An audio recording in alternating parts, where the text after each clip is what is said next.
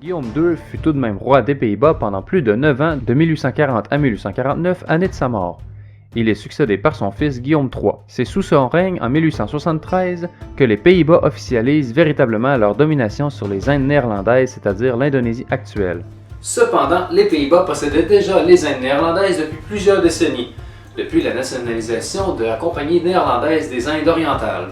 Guillaume III meurt en 1890, laissant le trône à sa fille Wilhelmine, âgée de seulement 10 ans.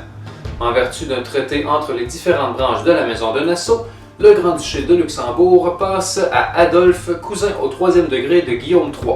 Wilhelmine devient donc reine des Pays-Bas en 1890, sa mère devenant régente pendant 8 ans. Elle règne pendant près de 58 ans jusqu'en 1948 où elle abdique en faveur de sa fille Juliana. Wilhelmine meurt en 1962. Les Indes néerlandaises prirent finalement leur indépendance en 1945 durant le règne de Wilhelmine. Mais c'est Juliana en 1949 qui reconnaît le pays. Juliana choisit, comme sa mère, d'abdiquer en 1980 en faveur de sa fille Béatrix. C'est le premier et seul cas que je connais de 3 reines qui se succèdent l'une après l'autre et ce, de mère en fille.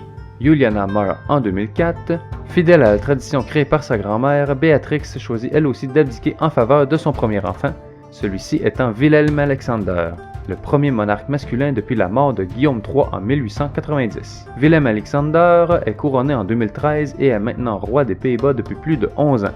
Sa mère Béatrix est toujours en vie aujourd'hui. Willem Alexander a eu 3 filles, dont son héritière Katharina Amalia, qui succédera à Willem Alexander à sa mort ou s'il abdique. Mais ça, on en reparlera une prochaine fois.